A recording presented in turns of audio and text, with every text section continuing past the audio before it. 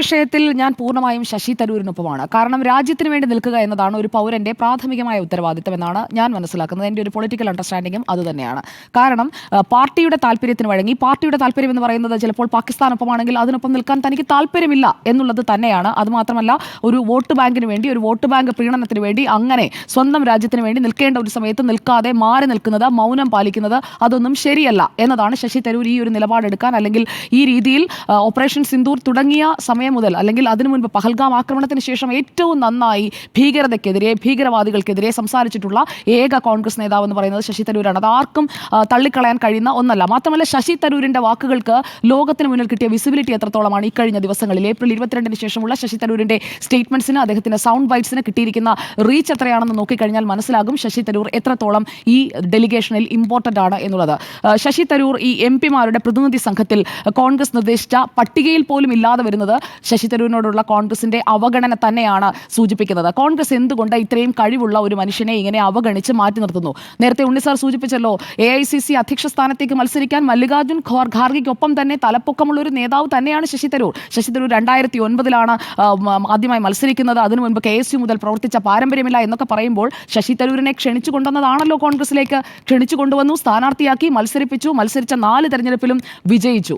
ഈ കഴിഞ്ഞ തെരഞ്ഞെടുപ്പിൽ ഉണ്ണിസാർ പറഞ്ഞു ശരിയാണ്, ശശി തരൂർ അല്ലാതെ മറ്റേത് കോൺഗ്രസ് സ്ഥാനാർത്ഥി നിന്നാലും ആ സീറ്റ് രാജീവ് ചന്ദ്രശേഖർ ഇങ്ങ് എടുത്തേനെ. അതാണ് തിരുവനന്തപുരത്ത് 2024 സംഭവിക്കുമായിരുന്നത്. അത് ശശി തരൂർ ആയതുകൊണ്ട് മാത്രമാണ് അവിടെ കോൺഗ്രസിന് ആ സീറ്റ് നിലനിർത്താൻ കഴിഞ്ഞത്. അത് പാർട്ടിക്ക് നന്നായി അറിയാം. അതുകൊണ്ടാണ് ഇവിടെ നിന്ന്, കേരളത്തിൽ നിന്നുള്ള നേതാക്കൾ പറയുന്നതും ഹൈക്കമാൻഡിൽ ചില നേതാക്കൾ സ്വാധീനം ചെലുത്തുമ്പോഴും ഒക്കെ പൂർണ്ണമായും ശശി തരൂരിനെ തള്ളിക്കളയാൻ ഹൈക്കമാൻഡ് തയ്യാറാകാത്ത, അവർ പേടിച്ചിട്ടാണ്. കാരണം ശശി തരൂർ പാർട്ടി വിട്ടു പോകുന്ന, അല്ലെങ്കിൽ പാർട്ടി ശശി തരൂരിനെ തള്ളി പറയുമ്പോൾ ഉണ്ടാകുന്ന അടുത്ത നീക്കം എന്ന് പറയുന്നത് കോൺഗ്രസിനെ വെട്ടിലാക്കുമെന്നുള്ളത് ഉറപ്പാണ്.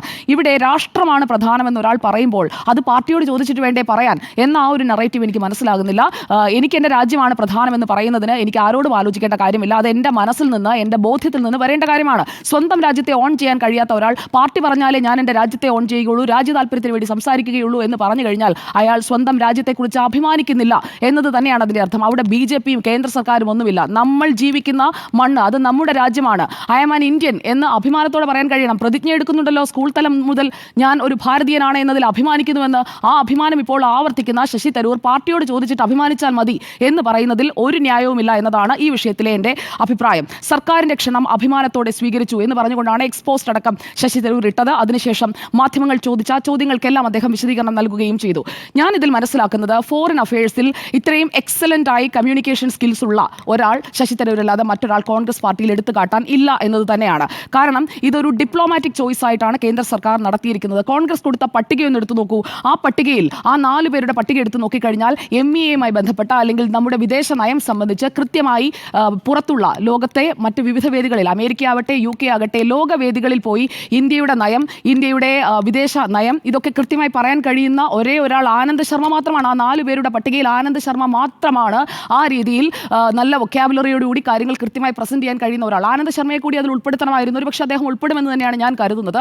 ആനന്ദ് ശർമ്മ നല്ല ചോയ്സാണ്, ആ പട്ടികയിലെ നല്ല ചോയ്സാണ് ആനന്ദ് ശർമ്മ. ഉണ്ണിസാനൊക്കെ അറിയാമല്ലോ, അദ്ദേഹം മന്ത്രിയായിരുന്ന വേളയിലും ഒക്കെ അദ്ദേഹം വളരെ നല്ല ഒറേറ്ററാണ്, നല്ല സ്കിൽസ് ഉണ്ട്, അതുപോലെ തന്നെ നല്ല രീതിയിൽ കാര്യങ്ങൾ അവതരിപ്പിക്കാൻ കഴിയുന്ന ഒരാളാണ് ആനന്ദ് ശർമ്മ. അപ്പോൾ ഈ 4 പേരുടെ പട്ടികയിൽ പോലും എന്തുകൊണ്ട് ശശി തരൂർ ഉൾപ്പെടുന്നില്ല? അത് കോൺഗ്രസിനോടുള്ള ചോദ്യമാണ്. ഇത്രയും ഒരു വിദ്വേഷത്തോടെയാണോ ശശി തരൂരിനെ ഈ ഗ്രാൻഡ് ഓൾഡ് പാർട്ടി നോക്കിക്കാണുന്നത് എന്ന ചോദ്യം കോൺഗ്രസിനോട് ഈ രാജ്യം ചോദിക്കുകയാണ്. കോൺഗ്രസ് ഇത്രയും സങ്കുചിത മനസ്ഥിതിയുള്ള ഒരു പാർട്ടിയാണോ എന്ന് ചോദിച്ചു പോവുകയാണ്. കാരണം AICC അധ്യക്ഷ സ്ഥാനത്തേക്ക് കോൺഗ്രസ് ഹൈക്കമാൻഡിന്റെ, നെഹ്റു കുടുംബത്തിന്റെ ഒക്കെ ആ തിട്ടൂരം അങ്ങ് ലംഘിച്ചുകൊണ്ട് മത്സരിക്കാനായി ഇറങ്ങി പുറപ്പെട്ട അന്ന് മുതൽ ശശി തരൂർ കണ്ണിലെ കരടാണ്. അത് എല്ലാവർക്കും അറിയാവുന്ന കാര്യമാണ്. അതിനുശേഷം ശശി തരൂർ ഓരോന്ന് പറയുമ്പോഴുമുള്ള അവിടുത്തെ പ്രതികരണം എന്താണ്? വർക്കിംഗ് കമ്മിറ്റിയിലേക്ക് ഉൾപ്പെടുത്തിയതൊക്കെ ദയൊന്നുമല്ല.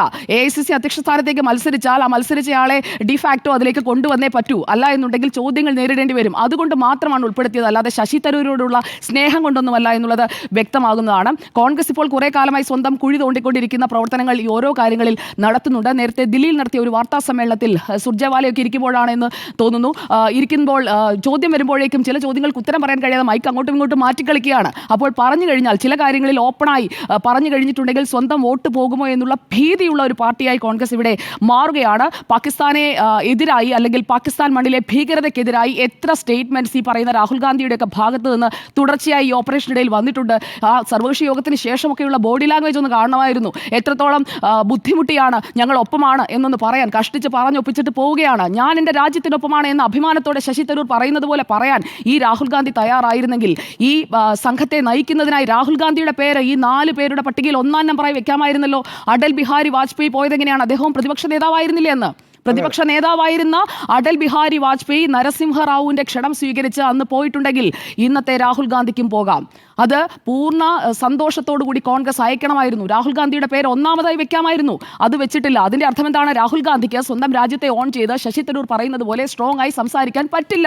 അതുകൊണ്ടാണ് അപ്പോൾ അവിടെയും ഇവിടെയും തൊടാതെ കയ്യിലുള്ള വോട്ട് പോവുകയും അരുത്. അതായത് 2 രീതിയിലുള്ള വോട്ടുകളാണല്ലോ കോൺഗ്രസ് ലക്ഷ്യമിടുന്നത്. അപ്പോൾ മൃദു ഹിന്ദുത്വ പറഞ്ഞ് ഒരു ഭാഗത്ത്, മറുഭാഗത്ത് മുസ്ലിം പ്രീണനം പറഞ്ഞ് ഒരു ഭാഗത്ത്, ആ രീതിയിലാണ് വോട്ട് പിടിക്കുന്നത്. അപ്പോൾ എന്തെങ്കിലും പറഞ്ഞു കഴിഞ്ഞിട്ടുണ്ടെങ്കിൽ കയ്യിലുള്ള ഏത് വോട്ടാണ് പോവുക എന്നുള്ളൊരു ആശയക്കുഴപ്പമാണ്.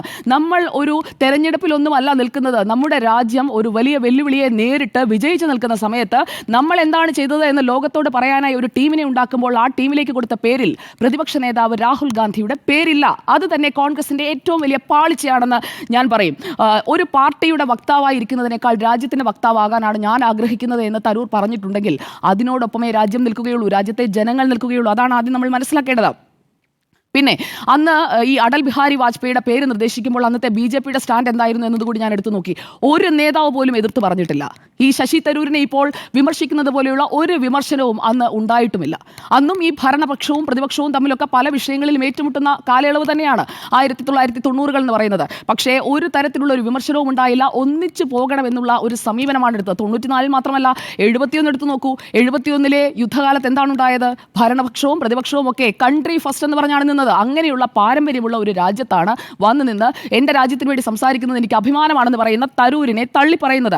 ഇവിടെ കേരളത്തിൽ ശശി തരൂരിനെ ഒറ്റപ്പെടുത്തുന്നതിനെ കുറിച്ച് അദ്ദേഹം അഭിമുഖത്തിലൊക്കെ അവിടെയും ഇവിടെയും തൊട്ടും തൊടാതെയും ഒക്കെ പറഞ്ഞല്ലോ. അദ്ദേഹത്തിന് കൊടുക്കുന്ന ഒരു പരിഗണന എന്താണ്? എന്ത് വിലയാണ് ശശി തരൂരിന് കോൺഗ്രസ് കൊടുത്തുകൊണ്ടിരിക്കുന്നത്?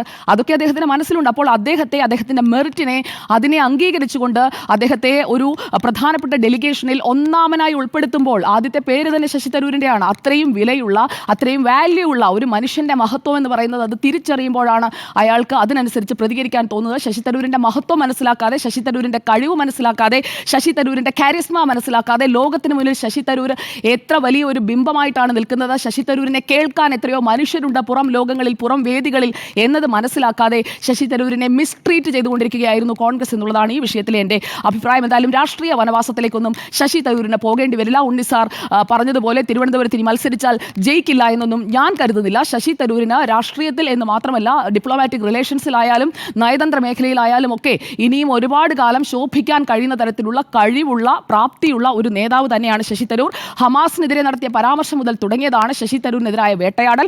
പറയാനുള്ളത് പറഞ്ഞു കഴിയുമ്പോൾ അതിന് നല്ല മാങ്ങയുള്ള മാവിലെ കല്ലേറ് കിട്ടൂ എന്ന് പറഞ്ഞതുപോലെ ശശി തരൂരിനെതിരെ ഇഷ്ടം പോലെ കല്ലേറ് വരുന്നുണ്ട്. പക്ഷേ ഈ ഓപ്പറേഷൻ സിന്ദൂറിന്റെ സമയത്ത് ഒരു രാജ്യത്തെ പൗരൻ എടുക്കേണ്ട നിലപാടാണ് ശശി തരൂർ ഇവിടെ എടുത്തിരിക്കുന്നത് എന്നതാണ് എൻ്റെ പ്രധാനപ്പെട്ട ഈ കാര്യത്തിലെ ഒരു അഭിപ്രായം. അതോടൊപ്പം തന്നെ ഈ ബാലാക്കോട്ട് സ്ട്രൈക്കിൻ്റെ സമയത്ത്, ബാലാക്കോട്ട് ആക്രമണം നടക്കുന്ന സമയത്ത് കോൺഗ്രസ് എടുത്ത സ്റ്റാൻഡ് എന്താണ് എന്നത് കണ്ടതുകൊണ്ട് ഇപ്പോൾ എനിക്ക് വലിയ അത്ഭുതമൊന്നും തോന്നുന്നില്ല.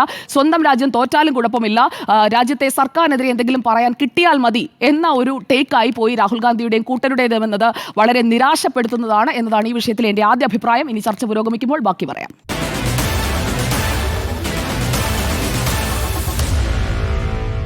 Meet the editors.